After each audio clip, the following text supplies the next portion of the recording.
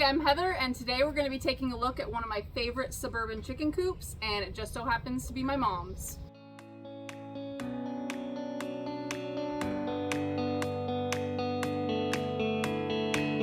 Hey, this is my mom, and she's going to show us around the coop she and my dad designed for their 12 chickens. We designed this to be half greenhouse and half chicken coop. They share a wall and a window in the middle, so if I'm in the greenhouse I can check on the chickens, although during the day they're usually out here in their run. Years ago this used to be a garden area, so there's still some raised beds which the chickens now use as just their dust baths, but there are still some plants that come up in here. This rosemary's been here for years. There's some lavender, some daylilies keep trying to come up, but the chickens eat them. But I put some old driftwood in here just for them to give them a little enrichment. And I keep a lot of my potting supplies and extra garden stuff back here. We'll go into the coop. One thing that is not going to be shown is I do have a new run chicken door that's going to be installed here so that I don't have to come out every morning and let them out into their run. Here we go. It's a solid wall on one side that is the shared wall with the greenhouse, and everything else is hardware cloth, and it's black, and I love it because when you're in the yard looking at it you cannot see the hardware cloth at all. It's virtually invisible. And we have the run chicken door here on their roosting box so that they can come out as soon as it's daylight in the morning. I love this thing so much, which is why we got the second one to put on the outside door so they can go out into the run. We have a big swinging door here. We've got the 2x4 roosts. I know there's some debate over whether they should be vertical or horizontal. Vertical works really well for us, and the girls seem to love it. I use sweet PDZ as the base inside the roost box, and then every day I just come out and scoop it, and it's so easy. This little piece of plexiglass will slide back and forth for when I need to scoop out the whole thing. Usually when I'm cleaning, one of the girls will come up and sit on the roost and visit with me, which is kind of cool.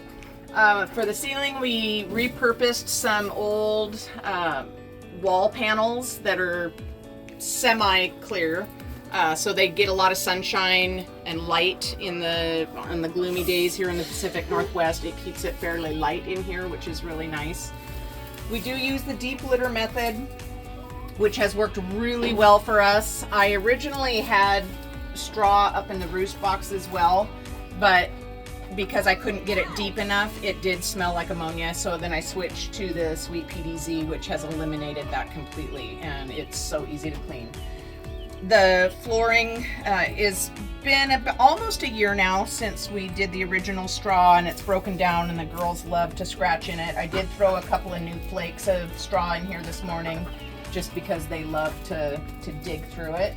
And then later this summer I'll scoop all this out, cover my garden beds with it. It'll be broken down enough, and then I'll put new straw in here. For food and water, we use the PVC plumbing pipes with just caps on the top that pop right off to fill them, and then an angle joint at the bottom, and then we do a smaller one for their grit, and that works really well for us. I only have to fill them probably every 2 weeks or so for our dozen chickens. And then they have water, a couple of different water sources out in the yard, but here in the coop we just have a 5-gallon bucket with the nipple cups, and they took to those right away. For one of their yard water sources, I just have an old pond liner from a half barrel and some pond plants, and they drink out of this all the time. I did put some mesh over it to keep the raccoons out and also to keep the girls from going for a swim. Have our best nest box for the girls, and we have a broody hen right now, so she's been kind of monopolizing it. Oh no, we got 2 in there. And I love this, especially when the grandkids come over. They don't have to come into the coop to gather eggs. They just roll out the back here. We originally just had the coop and the girls were in that 24/7, but then we converted this old garden area to a run for them.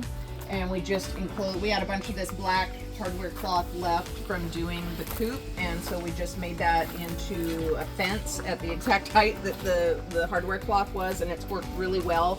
I do clip their wings And sometimes they'll jump up on some of the things in here, but with the clipped wings, they never get out of the enclosure, which is nice.